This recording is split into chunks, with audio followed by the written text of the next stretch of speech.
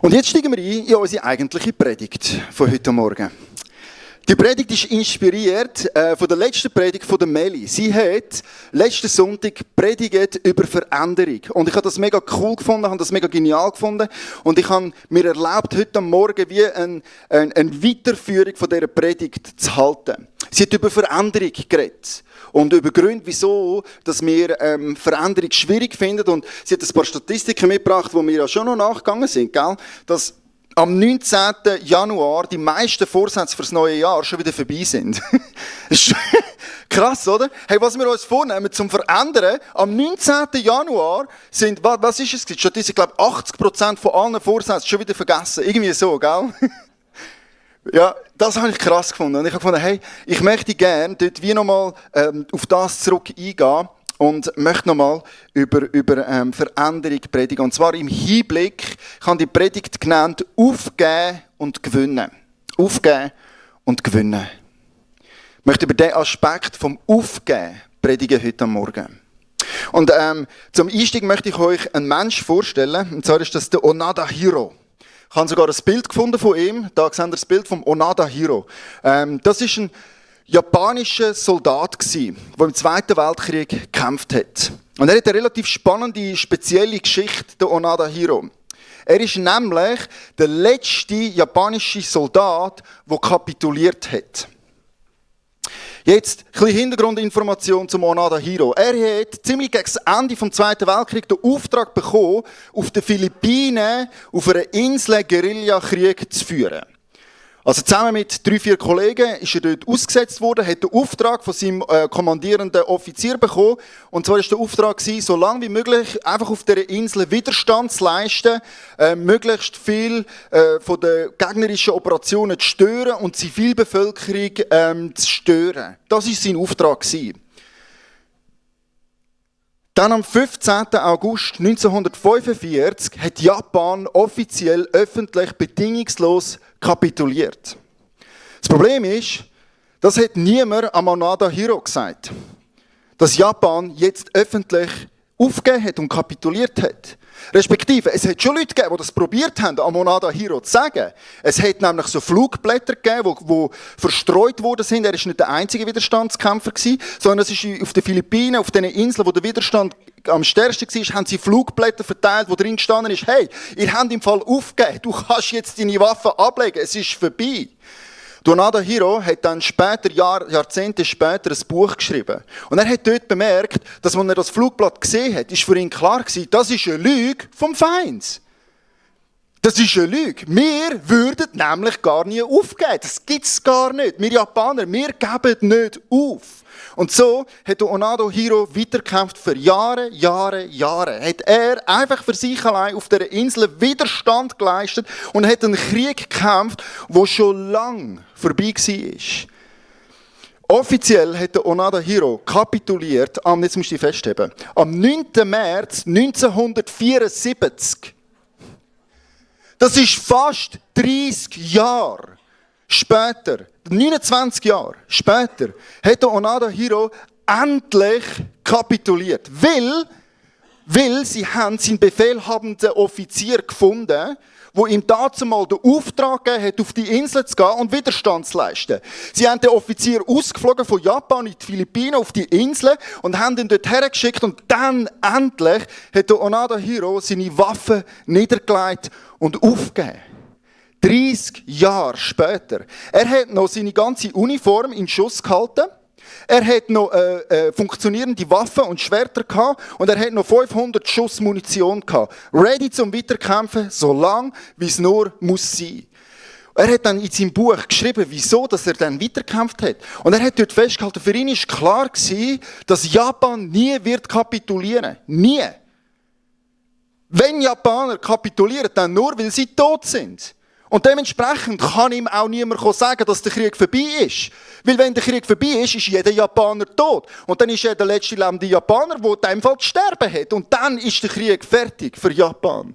Das war seine Mentalität. Aufgeben geht's nicht. Und er hat einen Krieg gekämpft für über 20 Jahre, wo schon lange vorbei war, wo hoffnungslos war, wo schon lange zu Ende war. Nur er hat es nicht wahrhaben und hat einfach weitergekämpft und weitergekämpft und weitergekämpft.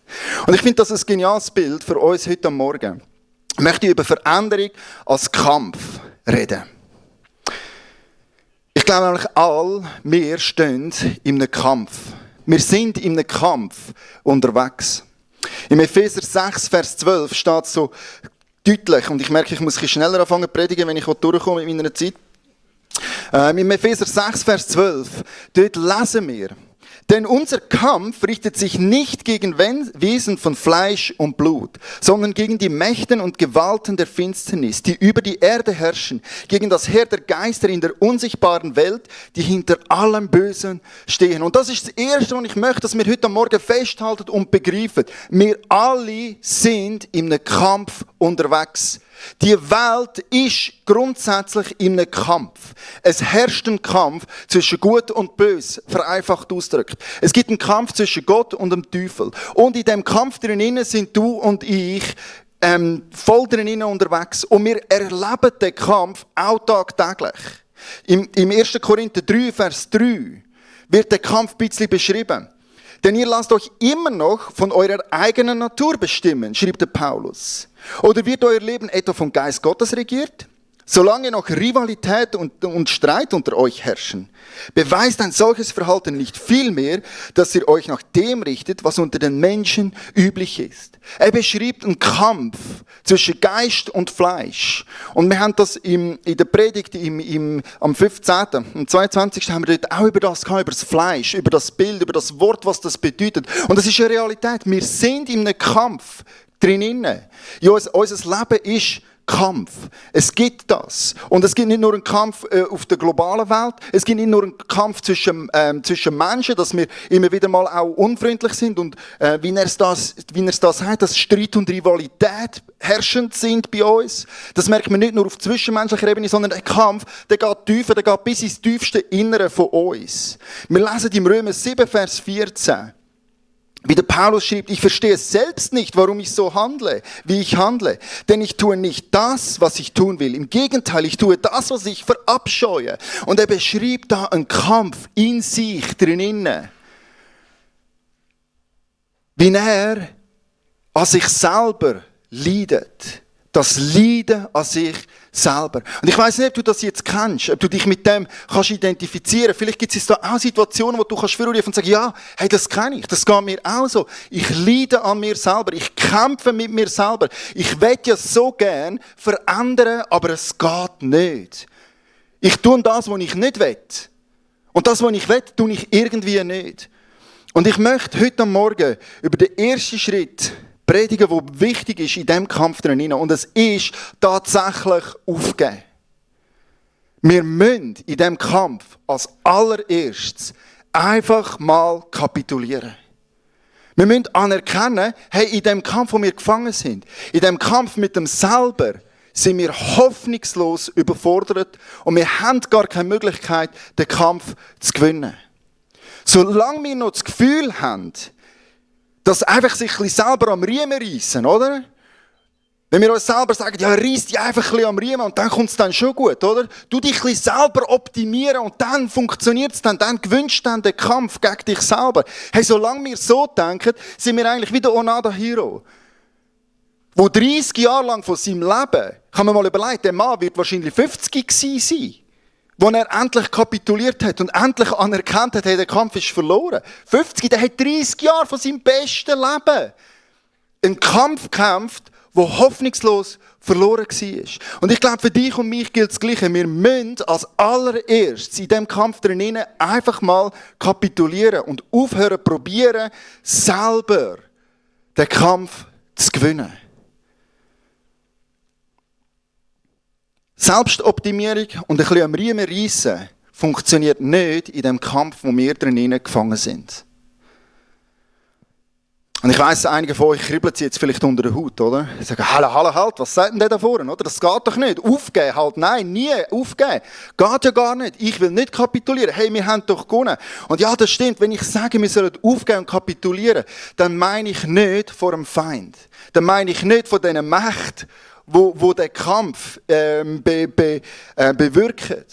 die den Kampf beführen. Wenn ich sage, wir sollen aufgeben und kapitulieren, dann meine ich, wir müssen vor Gott kapitulieren. Wir müssen vor uns selber kapitulieren und wir müssen anerkennen, dass du und ich hoffnungslos unterlegen sind in diesem Kampf drinnen. Wenn wir kapitulieren müssen, dann müssen wir kapitulieren vor dem Gedanken, dass wir uns selber retten können. Dass wir selber in Kontrolle sind und dass wir die Kraft und Stärke haben, um uns aus dem Kampf daraus zu befreien. Du und ich haben keine Chance, in diesem Kampf zu bestehen. Ja? Und ich finde ganz essentiell, in jedem Veränderungsprozess drin, wenn wir möchten, Veränderung erleben in unserem Leben, ist das allererste, was wir machen müssen. Wir müssen bedingungslos kapitulieren und anerkennen, dass es wir nicht können. Aus unserer eigenen Kraft, aus unserer eigenen Stärke daraus haben wir nicht das Potenzial, die Veränderung herbeizuführen, weil der Feind stark ist für dich und mich. Wir können den Kampf nicht gewinnen, wir müssen kapitulieren vor Gott. Und die Bibel kennt einen Begriff. Es gibt einen biblischen Begriff für die Kapitulation. Und der Begriff heisst Demut. Wir müssen uns neu vor Gott demütigen und anerkennen und bekennen, dass wir nur gewinnen können, wenn wir zuerst aufgeben und demütig werden vor Gott. Aufgeben heisst demütig sein. Und das Wort Demut ist ganz ein cooles Wort. Nicht ein mega populäres Wort, aber ein wirklich tief ergreifendes Wort. Es besteht nämlich aus 2 Wörtern. Es besteht aus dem ersten Teil von dem Wort ist Dio, das ist Knecht. Und dann gibt es den zweiten Teil, ist Mut und das ist Gesinnung. Also Demut bedeutet, ich habe die Gesinnung von einem Knecht. Oder man könnte es auch anders sagen. Wenn wir uns vor Gott demütigen, dann anerkennen wir, dass wir im Vergleich zu ihm Knechte sind. Dass wir die Gesinnung von einer Unterordnung einnehmen müssen. Dass wir anerkennen müssen, dass wir nicht Herren sind. Nicht einmal die Herren von unserem eigenen Leben. Nicht der Herr von dem Kampf und schon gar nicht der Herr von unseren eigenen Entscheidungen. Sondern wir müssen uns demütigen und bekennen, anerkennen, dass Gott ultimativ der ist, der den Kampf gewinnen kann für uns. Wir müssen zuerst 100% bedingungslos kapitulieren vor Gott. Demut beschreibt eigentlich sich selber korrekt zu sehen. Ein demütiger Mensch ist nicht einer, der sich selber fertig macht und der sich selber immer wieder vor Augen führt, wie nichtig das er ist, sondern es ist ein Mensch, der die Realität erkennt. Und die Realität ist, Gott ist in Kontrolle. Ich bin es nicht. Gott hat es im Griff. Ich bin sein Diener. Das gibt mir Wert, Diener Gottes zu sein. Aber als allererstes tue ich das bekennen und tue mich selber ihm unterordnen. Im Jakobus 4, Vers 6 bis 7, das ist die Hauptstelle der heutigen Predigt. Jakobus 4, 6 bis 7 ist beschrieben, zitiert der Jakobus eine Bibelstelle aus dem Alten Testament und er hat ganz viele Bibelstellen können zitieren. Und er sagt dort, das heißt ja in der Schrift, den Hochmütigen stellt sich Gott entgegen. Aber wer gering von sich denkt, den lässt er seine Gnade erfahren. Gering von sich selber denken ist eben nicht sich selber fertig machen, sondern es bedeutet, zu einer Demut zu kommen. Zu einer Realisation, dass Gott in Kontrolle ist und nicht ich. Dass ich sein Diener bin und dass ich mich ihm unterordne. Und dann geht es weiter. Und vielleicht hast du die Bibelstelle ja auch schon gelesen. Es ist auch noch eine, die gerne mal noch darüber predigt wird. Dort steht, ordnet euch daher Gott unter und dem Teufel widersteht. Dann wird er von euch ablassen und fliehen. Und so gern predigen wir über den zweiten Text, oder? Hey, der Teufel wird fliehen vor dir, oder? Hey, wenn du dem Teufel widerstehst, dann kannst du den Sieger ringen, oder? Dann passiert's. Aber was wir nicht erkennen oder was wir häufig vergessen, ist der erste Teil von dieser Predigt. Dass bevor der Teufel flieht, ist es dein und mein Job, aufzugeben. Bedeutet es für dich und mich zu kapitulieren und zu anerkennen, ich habe es nicht im Griff. Ich gebe auf. Ich probiere nicht mehr in meiner Selbstoptimierung den Kampf und das Leiden an mir selber zu gewinnen. Sondern ich bekenne jetzt, ein und für alle Mal, ich habe es nicht im Griff. Ich bin überfordert. Ich gebe auf, himmlischer Vater. Den Kampf kann ich nicht gewinnen. Ich gebe ihn in deine Hand. Ich ordne mich komplett dir unter. Wer das betet, der hat die Möglichkeit, dem Teufel zu widerstehen. Und dann flieht der Teufel von uns.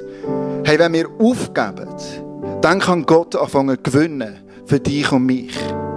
Dann kann er anfangen, den Prozess zu tun, der nötig ist, auf das wir den Kampf gewinnen können. Es bräuchte aber zuerst eine komplette Aufgabe. Und das ist der Hauptpunkt. Ich möchte euch gar nicht 3 weitere Punkte geben, wie ihr jetzt am Teufel widerstehen könnt, sondern mir ist es von Herzen ein Anliegen, dass wir verstehen, dass der erste und wichtigste Schritt einfach aufgeben ist. Ist einfach kapitulieren und anerkennen, dass Gott in Kontrolle ist und dass wir selber ja nicht können.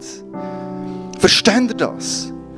Kommt das an bei euch? Wir müssen aufhören, aus unserer eigenen Kraft leben und die Veränderung irgendwie ermöglichen.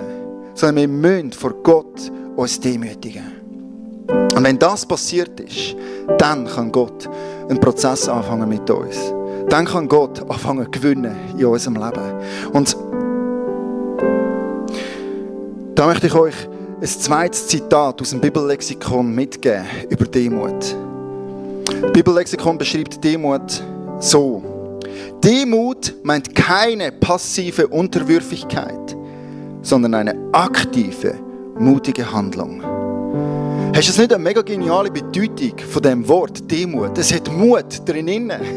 Es ist nicht etwas Passives. Es ist nicht so, oh, ich gebe jetzt auf und ich mache gar nicht mehr irgendetwas und ich kann ja eh nicht und darum kann ich jetzt im Bett liegen bleiben und Gott muss jetzt, oder? Nein, das ist nicht, was ich meine mit Demut.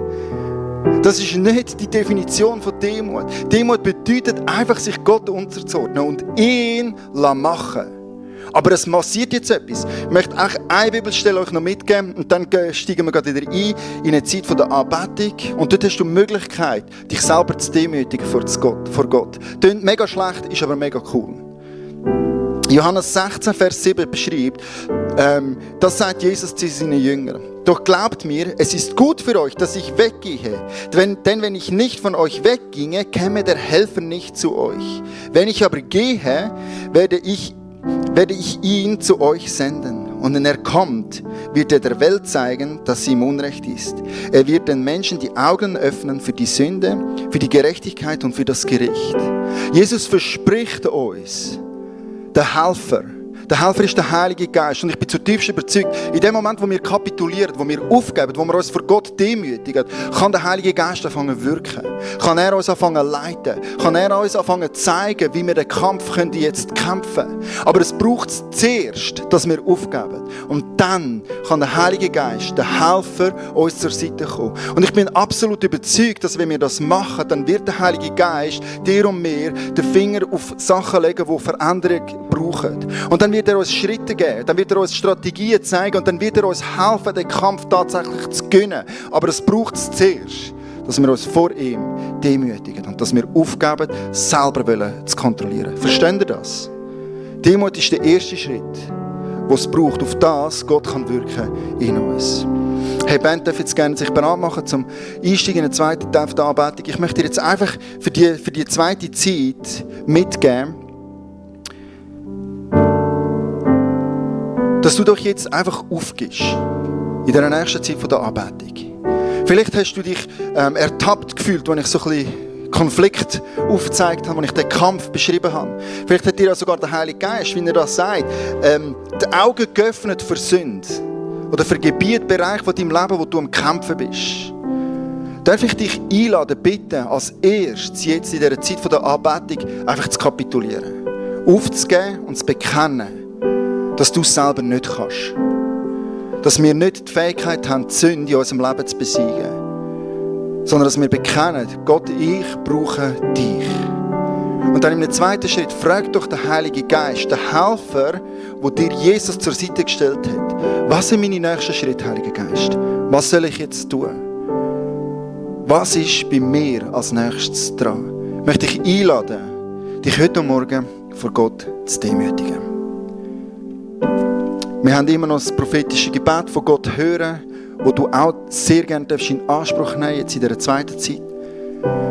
Vielleicht möchtest du es gerade mit jemandem festmachen. Vielleicht hilft es manchmal, mit jemand anderem zu bekennen und zu sagen, hey, ich möchte das mit einem Zeugen tun und mich selber jetzt da öffentlich vor Gott und mit einem Zeugen